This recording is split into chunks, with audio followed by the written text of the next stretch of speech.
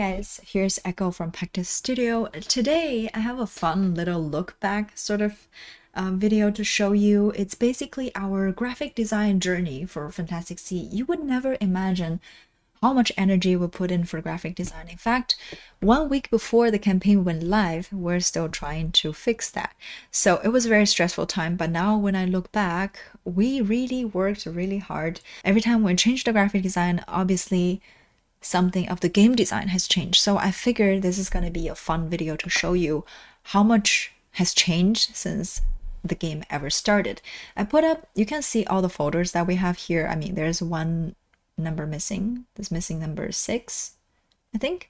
However, you can see there's tons of iteration, and every time in each folder, let me switch the camera actually, otherwise you don't see the view. So there you go. This is all different versions that we have. And then in the end, I put together a diagram so you can see how many steps we have to go through in order to reach the final version of the game. I'm gonna just show you real quick from each folder, just show like roughly how it looks like. So this is how the game design just started. Back then, there's no ocean ability. There's only a sorry, no, there is ocean ability. So back then, we're kind of naming that a predator ability and a prey ability. So when you eat something, you activate this, and when you got eaten, you activate this. So back then, there's no reserve, there's no ecosystem. So that was, I'm just gonna go through real quick.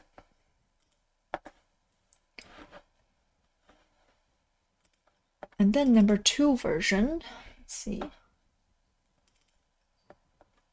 Number 2, we start like having abilities, and this one is still when you have 3, but I don't remember if this is 3 in reserve or something.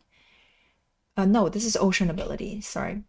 This ocean ability, however, it's the position it is at the bottom of the card, which we have changed because we think it's more intuitive that the ocean is action that you put it into the ocean, so it should be in the top, and then the reserve ability should be somewhere at the bottom because your reserve is kind of on your left side. But I think at this stage we didn't design the reserve yet. It doesn't exist. So that is that. And then version number 3, let's see, version number 3, now we start having ocean ability. You can see it's quite a lot of information in the card. Actually, I think at this stage, Julian said one time, like when he sees how busy the card is, there's no interest that he wants to test the game, which I can understand. When a card is so full, it's just too much information. So yeah, this is how it looks like before. When I look at it now, it's kind of gives me headaches still, but I'm so happy how it's turned out right now with all 3 of us work to shape the game as it is now. So yeah, the ocean ability is on top. That when sometimes it's also not ability, sometimes a placement rule, which kind of confusing because we want it to be a generic rule that is always true for each part. Making a game, if you're constantly having exceptions for 1 or 2 rules, it's really annoying for players to learn. So that's why we're trying to make it more organized. That was version number 3. And then number 4, I think number 4, it is more focused on the special fish, because back then we added the special fish, but back then special fish, they're inside the same deck. So when you play them, they still have ocean ability, and then you can put it in reserve or your ecosystem. So that was how why it looks like this. But it's not like that anymore. And then even has like a reminder on the coral card to show you when a fish is hitting the coral, it's gonna do something. But we kind of streamlined to delete the unnecessary information. Where we can pack it in the rulebook, we don't have to put it on the cards because the information on the card has to be very important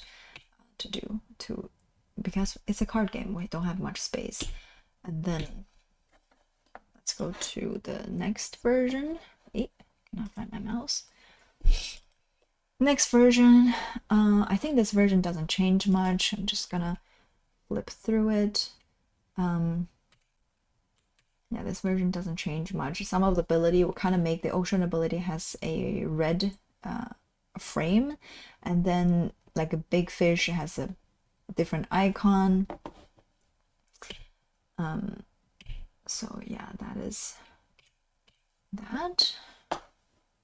This one was also when there's another 4. I mean, back then the blowfish was number 4, and then something happened. I don't remember this anymore. What was this do? What does this do in 4? When there's another 4, you can push things around. And then obviously we tested and it's useless, so we changed that again. And number 7, I'm not sure the color, why the color is a little bit different, but you can see that in this version we kind of define, okay, each fish, it has some victory point when you collect them. So there's like this seashell holding a victory point there. That's how it looks like. And then number 8, we have, yeah, so this was the version that we decided, okay, let's try to group it even more, try to make it more organized, that each smaller fish has a school ability. So the shrimp was also supposed to be like a school, like sardine. So sardine is 2 + 2 + 2, then shrimp was 1 + 1 + 1. And then when you discard them, you can either discard 2 of them or 3 of them. But that was different. Then that was again another exception. So we'll try to avoid that in the game design, so it's more intuitive for people to understand and to remember. And then number 9, again, this is a big step that we kind of change the icons. Just, okay, this icon means this specific action, and then check the reference sheet so that the card looks a lot cleaner now. You can see that each one has like an icon on top, and then you have to check the reference sheet.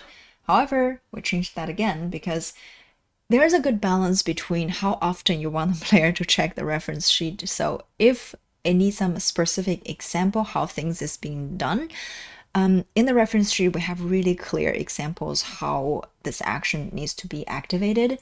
However, if it can explain everything with icons, when the icons is not so overwhelming, we still like to explain them with icons. So it's really, at this stage, we're trying to tweak things back and forth. It's really a lot of work. And then I think at this point, we're kind of using icons to explain actions. You can see the card is already looking a lot more cleaner. And then the reserve ability, simply it is kind of same or stronger ability. So the icons feels familiar. You don't have to analysis paralysis when you look at each card. So yeah, I think at this stage things like got a lot more clean. And then also at this stage, all the special fish has taken out from the deck to its own deck. So the special fish and secret fish. This one is a secret fish, kind of give you a secret objective. And then this one is a special fish, which is public objective for everybody. And then we have number 11. I think at this stage, I don't remember what has changed, but I think this might be the final version. Maybe after this we tweak like the size and the colors, but yeah.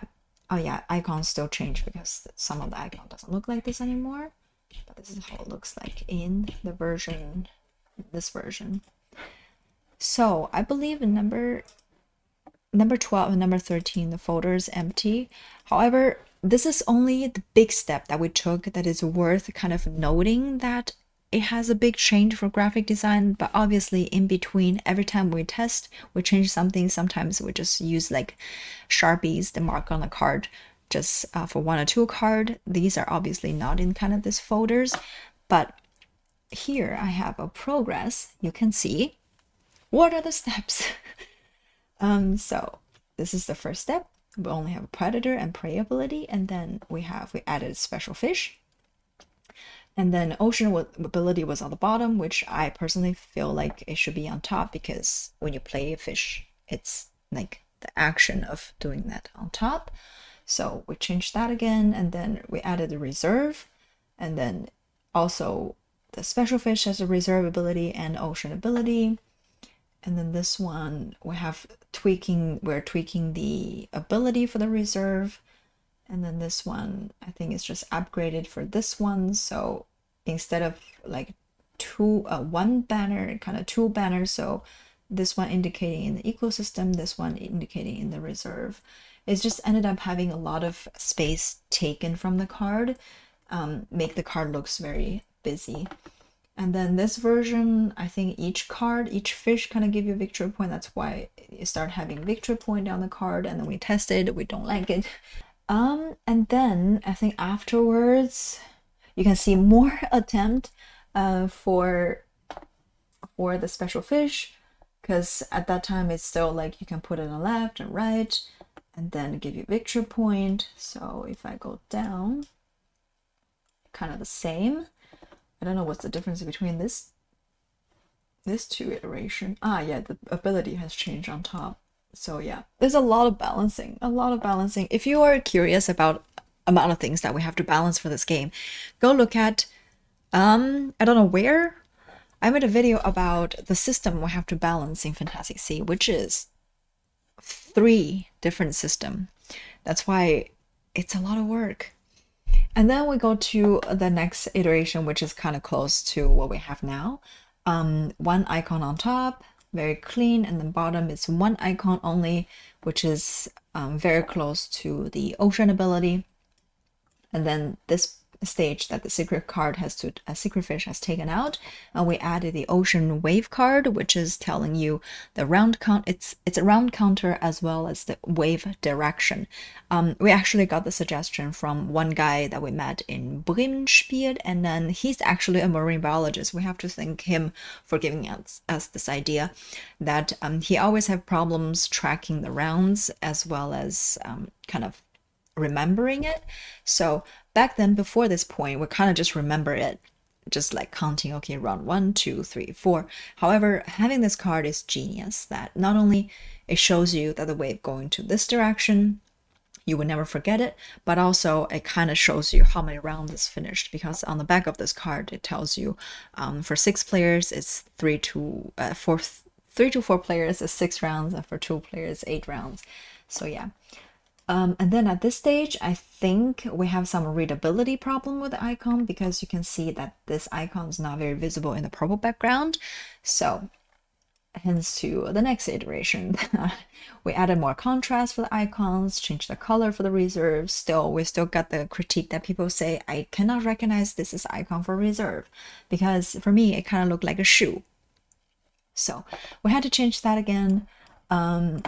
Which come to the last iteration. It's actually the finished part right now, that we changed that as icon to a fish hook. So last one, we also changed like any fish into this type of icon, so that it's more familiar, show you that a fish card and any fish.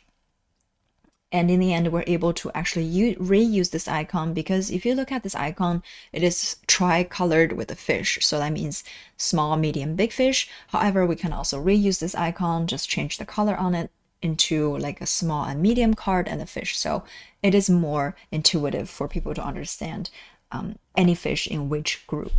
And then 1 week before, because people keep saying that. However, for us, it was not that big of a problem to remember, simply because we developed the game. So people telling us that, hey, it's really hard, especially for the first couple of turns, it's really hard to remember that your left hand it is reserve and your right hand it is ecosystem. So we listened, and we ended up putting this very important card into the game 1 week before the campaign. It was a very stressful time. So this card tells you on your left hand, arrow 2 is your reserve, and on your right hand, it is ecosystem. So with no confusion, you know that you're on your left, it is reserve, and on the right hand, it's ecosystem. So, and we are able to utilize the back of the card, which is all the icons that you might seen for this game. That is all the progress all the things that we did to reach the end result. There are a lot of steps.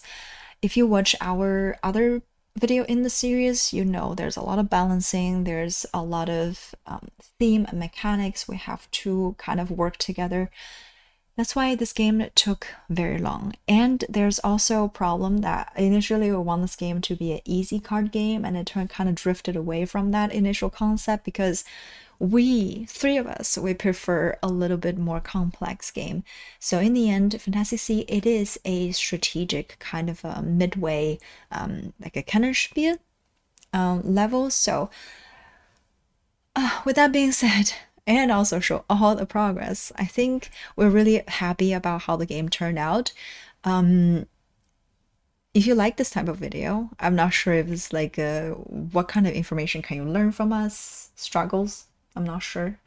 But if you like this kind of video or this type of video, please leave a comment, give us a like, and subscribe to our YouTube channel. And if you want to get a copy of Fintastic Sea, you can get it in our website, pektis.com, or all the links that you needed, it is down below. So, with me recording 3 videos today, I'm gonna say, have a good day. Bye.